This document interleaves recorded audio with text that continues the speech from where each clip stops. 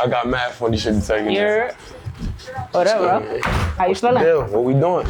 Chilling, bro. We here to chop it up, man. Let's get it.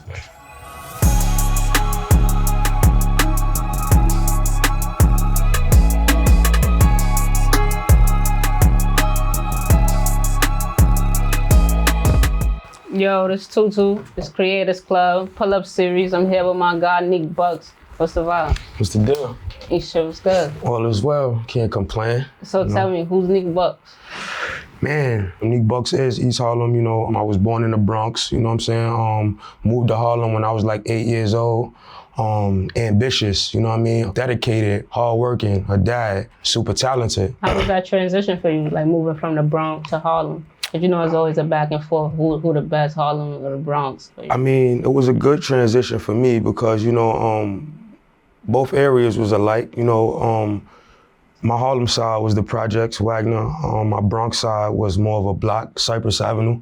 Both sides was like heavy on the music scene, you know what I mean? On Cypress, we had like the Trey side movement, you know what I mean? And then in Harlem, it was like MEN and stuff like that. So it was a smooth transition, you know, like just the best of both worlds, getting to see how the Bronx is and getting to see how Harlem is, and just when you combine both, you got me, you know what I mean? When did you start rapping?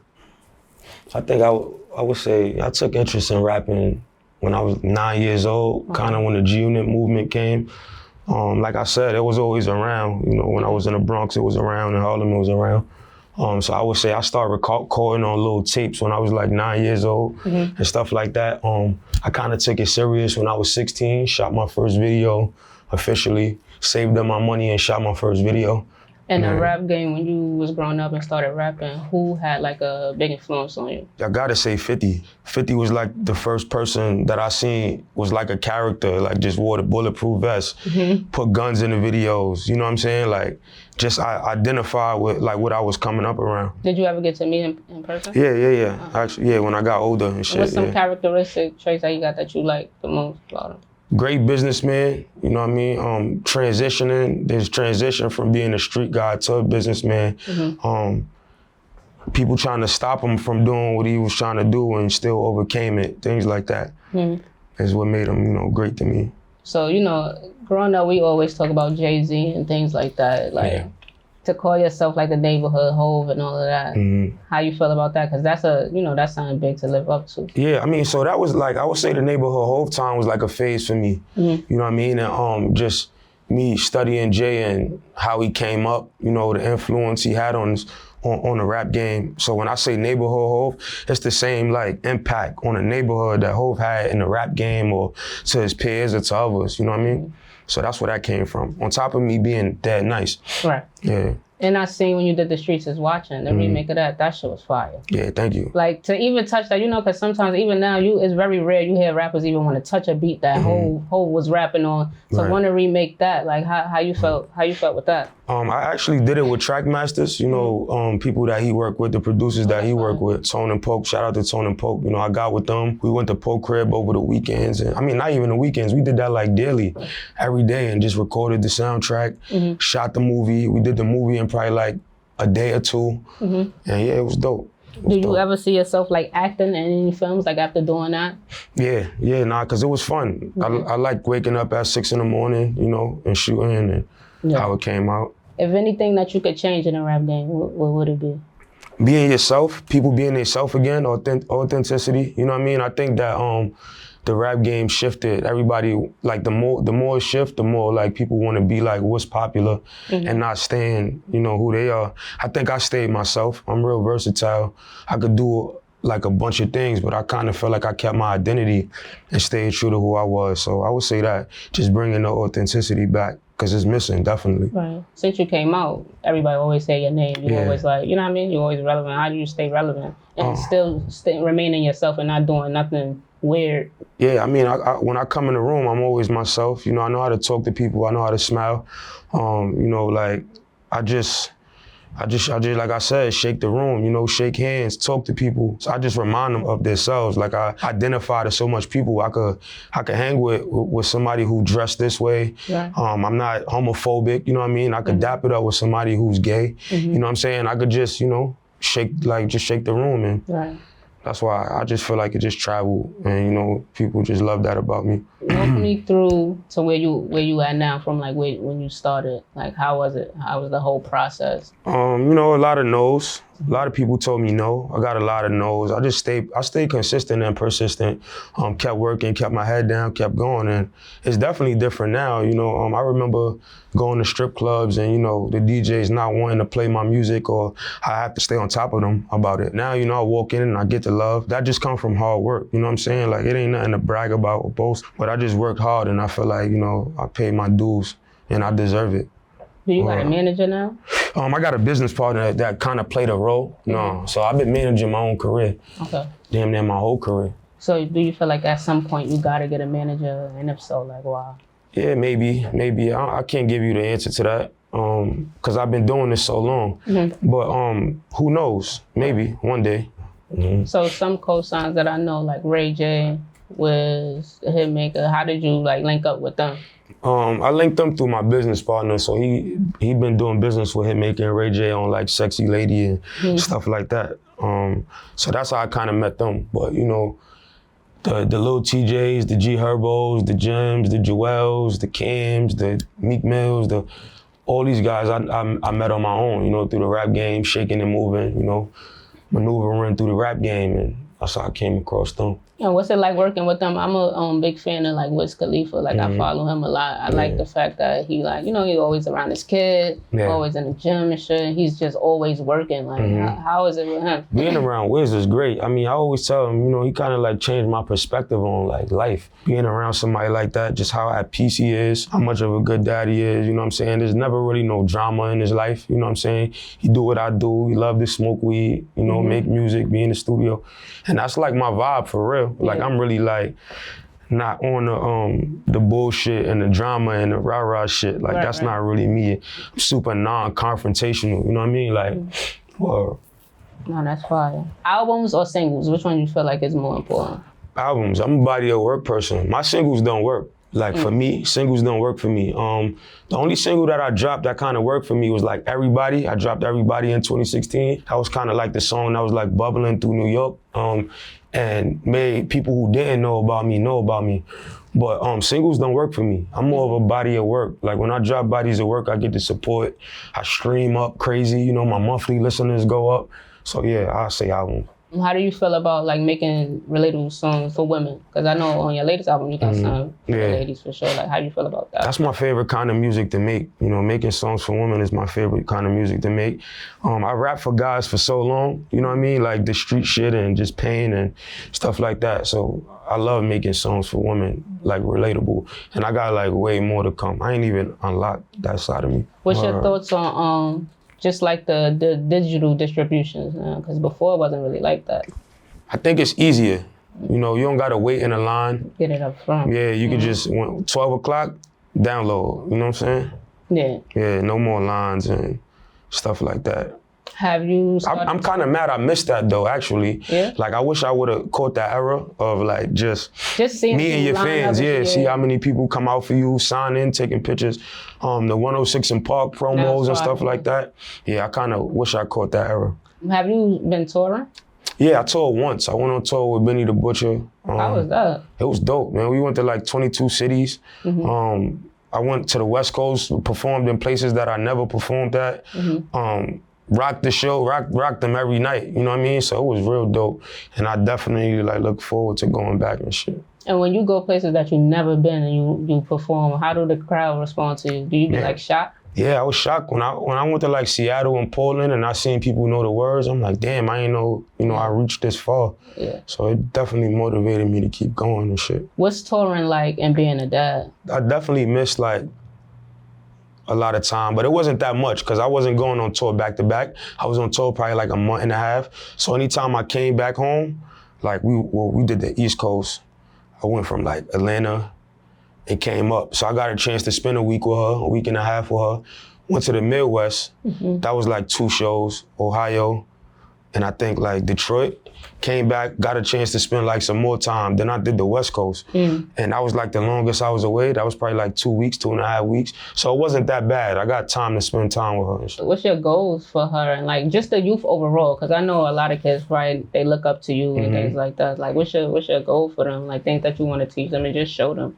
I mean, just how to last. You see how earlier we talked about like my endurance in the music game and how I was able to, you know, stay relevant and stuff like that. Just how to last financially as a person. Just be around and be able to take care of yourself. You know, the goal is always to leave, you know, generational money and wealth and businesses to put in her name, so she don't never got to go through what I went through ever. Would you say this is like where you thought you would be? Yeah, I used to pray for this. I used to, like, you know, sometimes I complain about a lot of things, you know, being in my shoes as far as, you know, responsibility, you know, people asking for things, you know, being there for people and just, you know, being in my shoes, just the responsibility that come with being in my shoes. But I used to pray for this, you know what I mean? And I know it's another level. Now I'm praying for another level. So, yeah, I'm actually, you know, at peace with where I'm at and happy. How do you find balance? You know, because you go from like being the person you growing up that you need, now you the person that people come to because they need stuff. Like how do you find that balance and still like, you know, taking your kid, being the pops, taking yourself? I mean, it's kind of hard, you know, when people kind of forget that you're human. So, you know, like I deal with a lot of things, you know, a lot of personal issues, you know what I'm saying, pertaining to like my kid, relationship with my parent, a relationship with friends, you know what I'm saying? So people kind of forget that you human and shit like that, but, you know, I thug it out. I'm a real strong person, for real, for real. If you had to pick between respect and loyalty, what would it be? Loyalty is a sign of respect. If someone's loyal to you, that's a sign of respect. Somebody, if I could leave 500,000 in your house and nothing go missing, you know what I mean? That's you respect me. That's loyalty. You know what I'm saying? Like, so yeah, respect is a sign of, you know, loyalty. That's funny. I feel the opposite. I just feel like when people got respect for you, everything just fall in place. You could be dating a girl. We could cheat. It's not what you do, it's how you do it. She respect you, she ain't gonna fuck your mans. But look, here's the spin though. Somebody could respect you and still do some fuck shit. Somebody could be dad respect you and still something to come up short. You think so? I think yeah. I see it happen all the time. It happens all the time. People respect you and like if we get into an argument, you my mans, I respect you. I'm not gonna call you out your name. There's certain things I'm not gonna say. We're gonna argue, but there's certain things I'm not gonna say out of respect. You get what I'm saying? All right, let's take the rap game, for example, right? People that put people on, right? Artists that put other artists on, right? You would say that they will respect them for changing their lives. Like you changed my life, I respect you. How many of them fall out? It's true. You know what I'm saying? Over money. Over money. Over shit like that. So I feel like if you loyal to me, right? That's a sign of respect. That's proven. That's actually proven that you respect me. Because you can respect me and then prove to me that you're not loyal. Right. You respect me all you want, but how many times in a relationship, I respect you as my man, but slip-ups happen. True. Slip up and kiss a nigga or not loyal. So I think loyalty is actually like proving that you respect me. You know what I'm saying? Is there any arts that you like interested in besides like rapping? I love like painting. Yeah? Yeah, I love paintings. I started to like that like later on though. I love painting. Yeah, painting is cool. I like animals. I'm like super animal freak. I love going to zoos. I love aquariums and shit like that. Yeah. You think that's something about you that niggas wouldn't know? Nah, niggas don't know that. Yeah, I follow all the, if you go look at my followers, I follow all the animal pages and shit. I love animals, like wildlife and shit like that. What's the animal that you would pick that best describe you? I feel like I know what you're gonna say, but yeah, of course, a lion. Yeah. I'm a Leo too. So yeah. Nah, a lion, 100%. But do you really feel like that? Yeah, for sure. I think sometimes I don't apply it, you know, because you know how Leos are. I heard you earlier. You say like you don't really talk and shit. I'm an introvert too. I don't really speak, so I don't really apply my lioness, but I think in my moves and in my craft and shit like that, I do. But as a person, I'm not, you know, more chill than like that. How do you feel about fashion? That's an art, you know what I mean? I love how like A$AP Rocky is that's that type of fashion. Then you got like a gym got his own, Jewels and them, they had their own kind of fashion. So I love, you know, how people put things together. That's dope. There's some things that you wouldn't wear, or you like, nah, I'll try, whatever, just put your own spin on it? I actually just did a photo shoot where I tried something different, and it felt right. It felt like something I could get into. You know what I'm saying? Like later on, is it like something that's on my mind right now? Nah, cause I'm still like trying to perfect music. You know what I mean? But yeah, nah, fashion is something I'll definitely get into. Yeah, I like fashion. I feel like it's expressive. Yeah, nah, 100%. Definitely express yourself through dressing and stuff like that. You know, a cool, calm nigga with, you know what I mean? Certain things you put on. Everybody don't want to put on something loud. You put on something loud, you know the kind of person that they are. You get for sure. So, just like with everything you've been through and you with your craft and being in the rap game and just life experiences, death and stuff like that, you ever think about therapy? Yeah, I definitely thought about therapy. I never did it, but I think that is something I gotta do. I never tried it, but maybe I should. You know, maybe I should. So you're not against it? I'm not against it. I got a lot of bottled up anger and shit like that. So I think that I should talk to somebody about it. Yeah. Is death something that like scares you or motivates you to? For sure. It scares me and motivates me, both of them, because I got somebody to look after. I got a kid. So I just don't want to leave this earth and not make sure she's not straight. That'd be like, you know, a tragedy if I was to go and she don't have nothing. So that's what I bust my ass for, you know what I mean? That's what I wake up and educate myself for. That's why I go hard with music. That's why I'm in the studio 4 or 5 times a week. It used to be 7 that I go, but you know, now I'm kind of like, I got other ventures and things that I'm working on, so I can't lock in 7 days a week. But I try to go 5, you know what I mean? And that's why I locked in. That's why I'm locked in like that and so focused. Yeah, it scares and motivates me because it'll be a tragedy for sure. As far as like giving back to the community and stuff, what's some ways that you do that? I just started, this year it'd be my 3rd annual toy drive. I do the toy drive. I just started my first annual Bucks Day, my day, where I do a day that my neighborhood needed for the kids. I bring everybody from the neighborhood together. We do the tournaments. We make the kids play ball. We gave out shorts. Next year is gonna be even bigger. We're gonna do sneakers. We're gonna do more stuff like that. And I'm just involved in Wagner. You know, like anybody that's on the board in Wagner, the presidents of the area, you know, I'm in their phone. You know, they call me. We actually going on a trip to New Orleans in a week to talk about what we could do to fix the neighborhood and stuff like that. So I'm involved. I'm involved with my community. What's some advice that you would give, like any kids growing up or anybody like just in the same craft that you're in? Like, to never give up. You know, like you just gotta go hard. Go hard. If there's something that you want to do, anything you want to do, whether it's sports, selling cookies, selling lemonade, owning a store, music, you just gotta go hard, you know, stay consistent, never give up. You know, it's gonna be a lot of no's till you get that one yes, you know what I'm saying? And that's all I can say is just stay consistent and go hard, just go hard. What significance does this place have to you? Man, we did the whole neighborhood Hove here in Vibe Studio. My man Fetty let me come in here and lock in, you know, I brought Herbo through here, I brought Sue Surf through here, I brought Stunner Gambino through here. I just brought everybody to the trenches just to have that feel. Knocked the whole neighborhood Hove out here. That shit is like, what? Damn, we in double digits, like probably like 15, 16 million streams, if not more. I gotta check the dashboard. Last time I checked, we was at around like 15. That's right. But yeah, I did it all here. That's right. Independent too. Oh, that's even more fire. Yeah. So I appreciate you, bro. Thank you. Appreciate you having me. Always want to link up and, you know what I mean, keep doing what you're doing. You're definitely inspiring. I'm a fan. I got family members that's a fan. They fuck with you heavy, so thank you. I appreciate it. Yeah, we do part 2 soon. Yeah, we're gonna do part 2. Next time we gonna do it at my penthouse or some shit like that. Yeah, that's lit. All right, love.